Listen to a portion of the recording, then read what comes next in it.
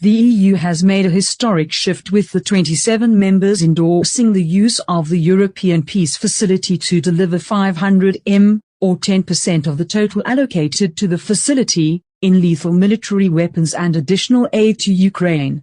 It remains to be seen whether Putin's cost tolerance for sanctions will remain high. While Russia is one of the few countries that is running a current account and budget surplus, with reserves of $643.2 billion as of the 18th of February, applying the sanctions to the Central Bank of Russia and removing the country from SWIFT have posed major challenges to moving capital. What are the macro and market implications of the Russia-Ukraine crisis? Macro: the risks to global growth posed by the Russia-Ukraine conflict are materially altered by the launch of a full-scale invasion. So far, as of the 18th of March, we have revised down our 1H22 global GDP growth forecast by 1.6 percentage points at an annual rate, a drag that leaves global growth at 2.3% annualized, dipping below potential.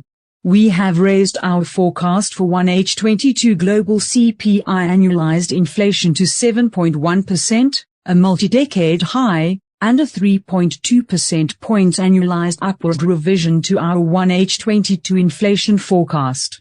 The magnitude of the shock and the nature of these reverberations remain highly sensitive to the uncertain path that the conflict travels, but recent events are prompting downward revisions to growth and upward revisions to inflation forecasts, says Chief Economist Bruce Kasman.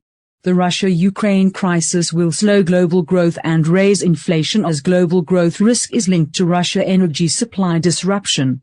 J.P. Morgan Research continues to forecast a synchronized monetary policy tightening cycle due to healthy demand and rapidly tightening supply, point that to continued inflationary pressures. Russia accounts for well over 10% of global oil and natural gas production.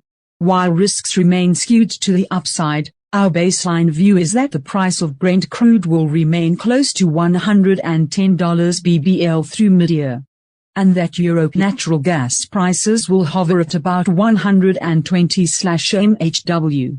Curtailing Russian energy supplies further could produce a sharp contraction in its crude oil exports to Europe and the US of as much as 4.3 million barrels per day, MBD. It is hard to know the true extent of the decline in Russian oil exports, with our estimates in a wide range of 1 to 3 MBD. Russia exports 4.3 MBD to the US and Europe. Under the worst-case scenario of a full ban, assuming the drag fell entirely in the first half of 2022, it would subtract 3% annualized from global GDP and add 4% annualized to the Global Consumer Price Index, CPI.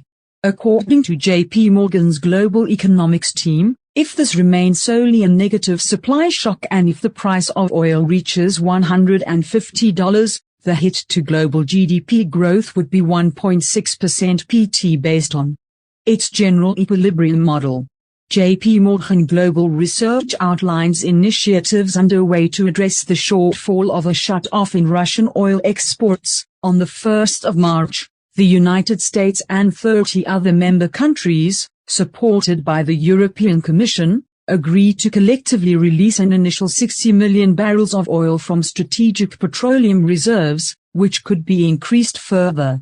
The International Energy Agency's 10-point plan presented on the 3rd of March aims to reduce the EU's reliance on Russian natural gas and sets out measures that could be implemented within a year to reduce Russian natural gas products.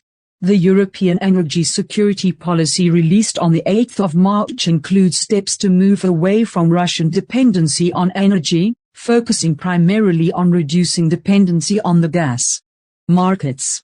The prospects for a nuclear agreement with Iran are rising.